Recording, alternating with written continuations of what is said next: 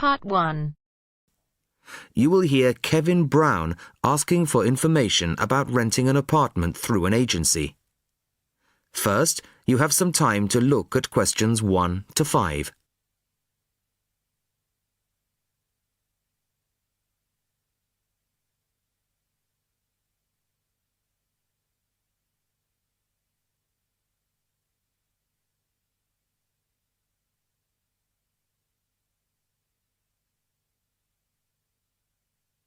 Now the test will begin. You should answer the questions as you listen, as you will not hear the recording a second time. Listen carefully to the first part of the conversation and answer questions 1 to 5. Good afternoon. How can I help you? Hello, my name's Kevin Brown. I saw your advertisement in today's local paper, apartments to let in all areas of the city. Yes, Mr. Brown. We currently have several properties available. What part of the city were you thinking of? Well, city centre ideally. OK. And what price range are you interested in? I don't really know. What have you got? Well, prices start at £400 a month, going up to £1,000 a month. OK. And what's the difference? What does the price depend on? Well, the number of bedrooms mainly. The cheaper apartments have 1 bedroom, while the most expensive have 3 or 4 bedrooms. OK. 2 bedrooms would be nice. So I'll say 2 bedrooms up to £600 a month. Do you have anything like that? Right, sir. We have... just give me a moment, please. We have 2 properties that might interest you. One is in North Street. It's a very nice apartment, but it's £750 a month. But that includes a private parking space. £750. That's a bit higher than I'd like to go, really. Do you have anything less expensive? Yes. We have another one at £625 a month. £625? All right, that sounds interesting. Where is it? It's in Cornell Road, at number 12B. I don't know that. How do you spell it? It's Cornell. It's near the park. I've never heard of it, but I'm sure I'll be able to find it on a map. Before you hear the rest of the conversation, you have some time to look at questions 6 to 10.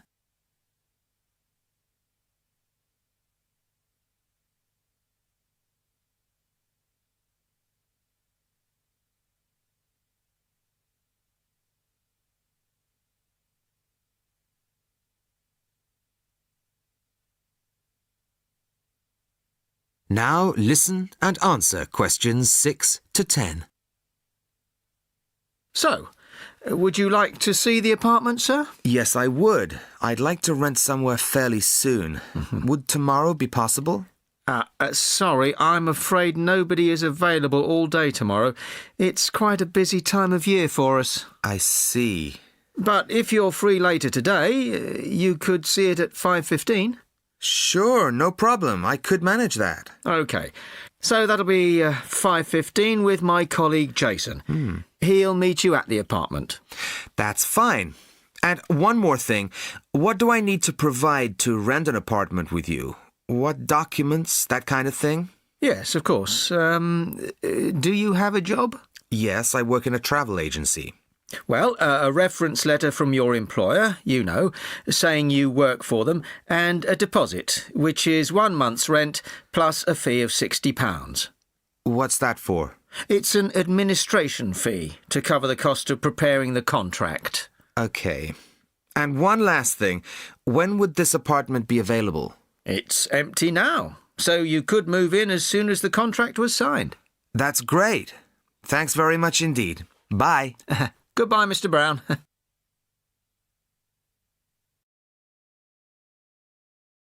That is the end of part 1. You now have half a minute to check your answers.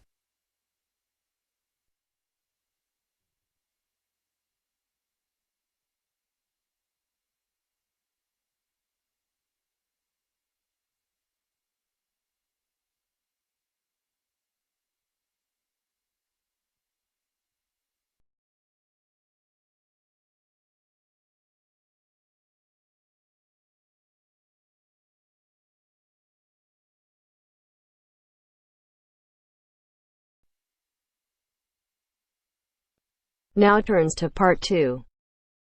Part 2.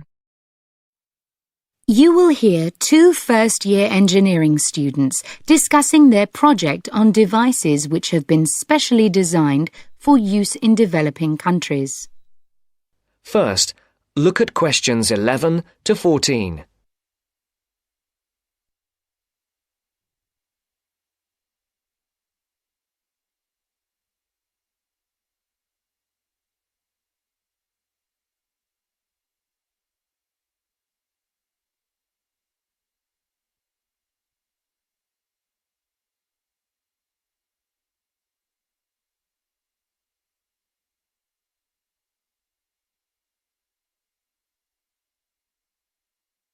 Listen carefully and decide which 4 planned developments are mentioned. Hi, Aileen. Thanks for coming. No problem. We've got our presentation coming up on Tuesday, so we need to get everything prepared now. Yeah, so we're agreed that we're going to concentrate on these 2 devices which have particularly helped people in developing countries. Yes, and we'll present the information in the form of a table, so it'll be really clear for non-specialists. We'll have 3 columns, using the headings we discussed in the last seminar. OK, I've got those here. I'll make notes. So let's start with the clockwork radio and how it works. We'll obviously say how it's powered, i.e. that it's wound up. Yeah, and we'll also need to explain how the energy is stored. OK, in a spring. Fine, keep it simple.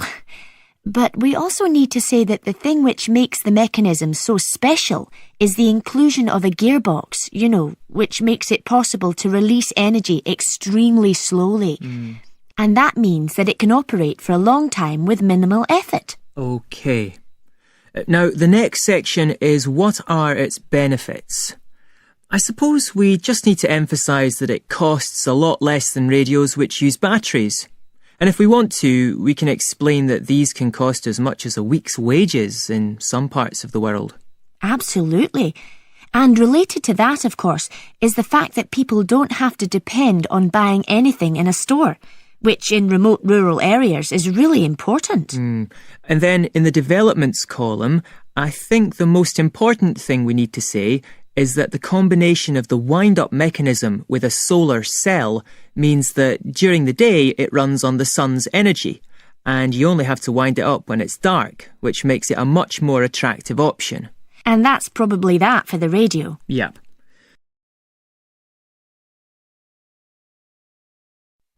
Before the broadcast continues, look at questions 15 to 20.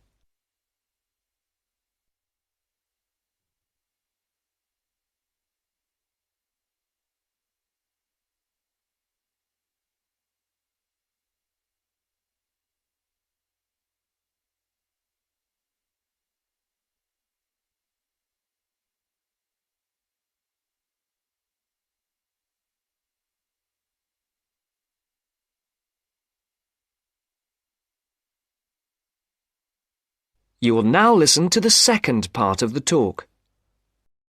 So we'll then move on to the solar box cooker. And again, let's keep the description of the mechanism very simple. We need to say that it uses sunlight rather than conventional fuels to cook food. But we also need to explain 2 elements of why it's so efficient. Yeah. The fact that sun's rays enter through a plastic cover. Better call it a lid. I thought it was made of glass. Not according to my research. OK. And then we just say that light is transformed into heat and... Because it has a longer wavelength means that it gets trapped. And so it cooks the food. Good. Right. And then where do we begin on the advantages? There's so many. I suppose we have to begin with the fact that you no longer need to cut down trees, which brings a whole raft of other benefits in its turn. Sure. And related to that, I think we need to say that because dung is no longer needed as a fuel for cooking, it can be used as a fertiliser. Which leads to better harvests. And then there's the fact that there is absolutely no smoke. I was reading somewhere that there's a huge incidence of lung complaints, especially among women and children who have to breathe in smoke from conventional cookers. So that's another plus point. Yep. And then we need to say something about the way cookboxes have been improved. I think we can emphasise the fact that a reflector is often added at an angle to the lid to maximise the amount of light entering. Yes, good point. And also, I read about the fact that the floor or base of the box is raised, which improves heat retention. Oh, and I think we should mention the fact that many of the new boxes have a sloping or inclined lid, which increases the surface area to capture the sun's rays. Yes, that's a good point to finish on, I think. So, I'll write up that table on an OHT if you like, and we're all set for our presentation. Yes, great. If there's anything else that you think we should discuss...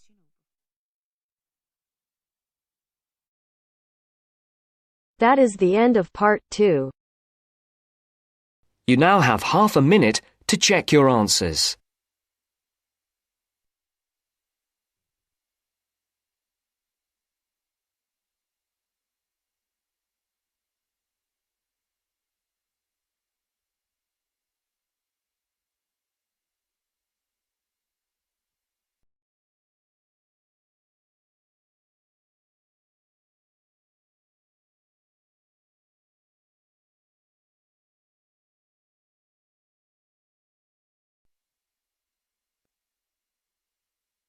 Now turns to part 3. Part 3. You are going to hear a conversation on rivers. First, you have some time to look at questions 21 to 25.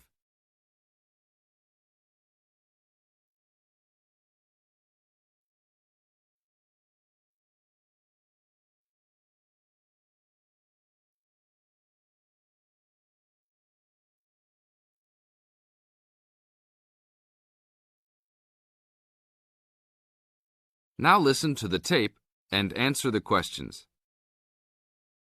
Please tell me about the current state of the Amazon. We have increased deforestation, increased human population relating to deforestation, and a role of fire in the Amazon on a scale that's never been seen in history. At the same time, you can see progress in trying to counter that negative trend. How do you see this? We see this in the creation of national parks and indigenous areas, and efforts to fund sustainable development activities for locals. We see both good and the bad, and it's going to be a race to finish. I understand that you started the Minimum Critical Size of Ecosystems project. Could you tell me about it?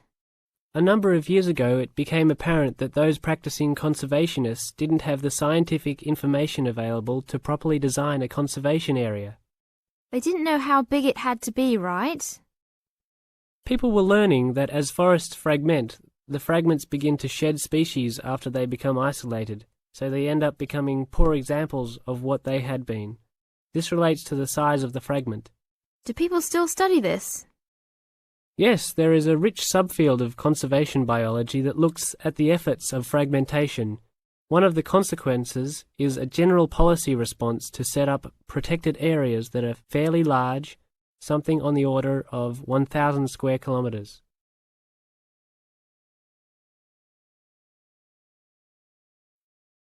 Now look at questions 26 to 30.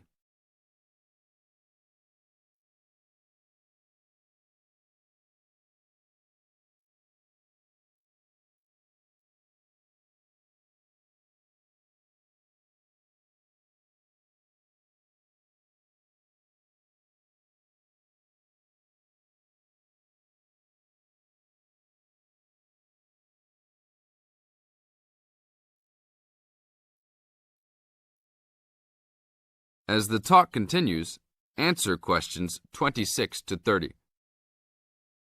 Can you talk a little bit more about the forest fragmentation?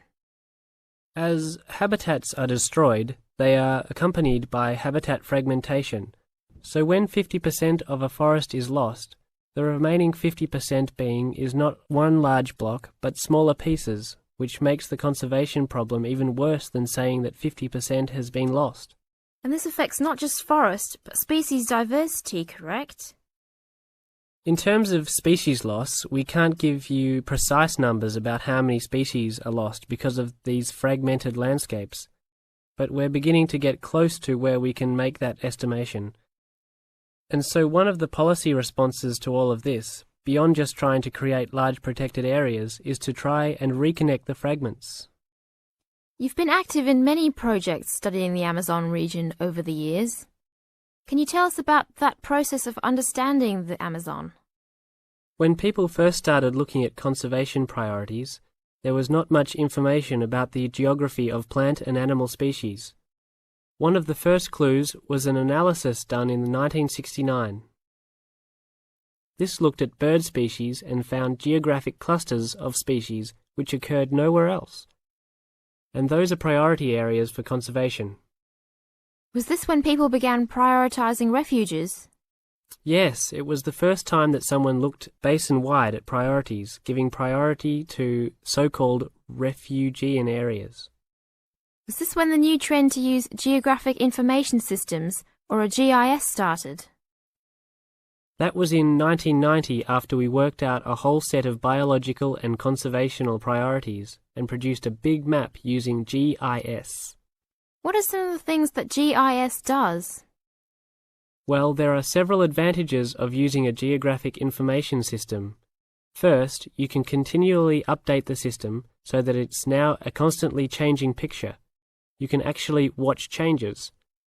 Then you can include large amounts of data, including information about the vectors of development.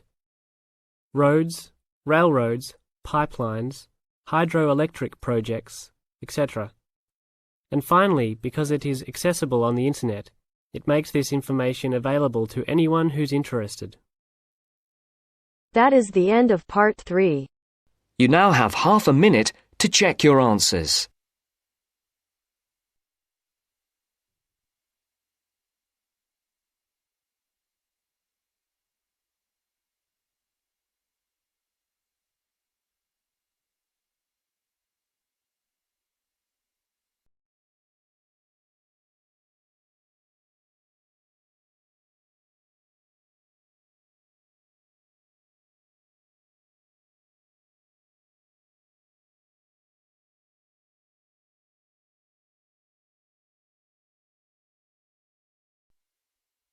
Now turns to part 4. Part 4. You are going to hear a talk given by Jim Allen. He is going to share some of his findings of his research. Now you have some time to look at questions 31 to 40.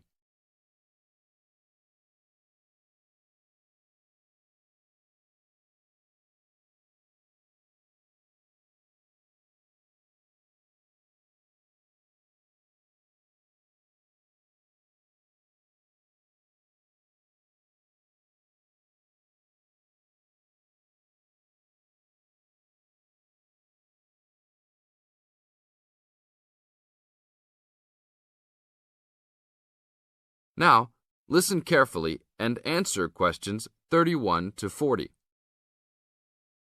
Good morning. Today we'll be hearing from Jim Allen, who will be sharing some of the findings of his research project from last term. Jim. Thanks. Well, to start with, a little bit of background about the project. As you can see, our title is something that is relevant to everybody in this part of the world: water safety. These days, there's a lot more to water safety because of the increasing number and range of boats and other things people use on public waterways. I'd become interested through reports on radio about the number of incidents involving small powerboats and individual watercraft such as jet skis. It seemed to me that because these craft were essentially recreational and didn't require licenses to use, there was very little opportunity to influence the users towards being safety conscious. So, I decided to make this the focus of the project. For the research, we mainly relied upon talking to people, asking them questions in preference to using a written questionnaire. We interviewed a wide range of people at a number of popular swimming locations over 2 consecutive weekends and asked them what they'd observed or experienced themselves. The respondents were both male and female, but the men were just slightly in the majority. We were pleased with their willingness to talk about the subject and all told, interviewed 145 people over the 2 weekends. So, what were the findings? As you can see, 86% of people reported having had some type of problem. A surprisingly large percentage, 27%, commented that they had found it necessary to shout at an offending powerboat, but the main type of problem was the deafening sound that some of the boats made. On occasions, this led to swimmers deciding to move to another location. So what strategies did people adopt to ensure their own comfort and safety? Let's have a look at the figures. First, it was noticeable that there were often distinctly different answers between men and women. It was mainly the women, for example, who said they should try to choose places where boats couldn't go, whereas it was usually the men who said you shouldn't have to move if you were there first, so you should shout at them if necessary. Both men and, it was women who said you should call the authorities if the situation gets too dangerous or the powerboat drivers are acting irresponsibly.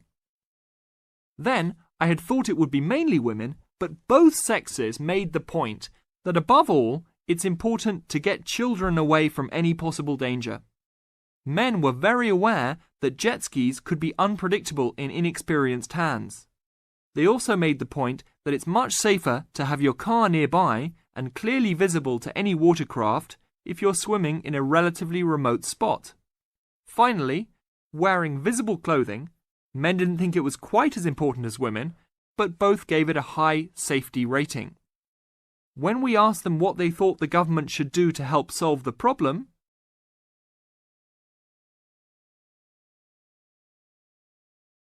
That is the end of part 4. You now have half a minute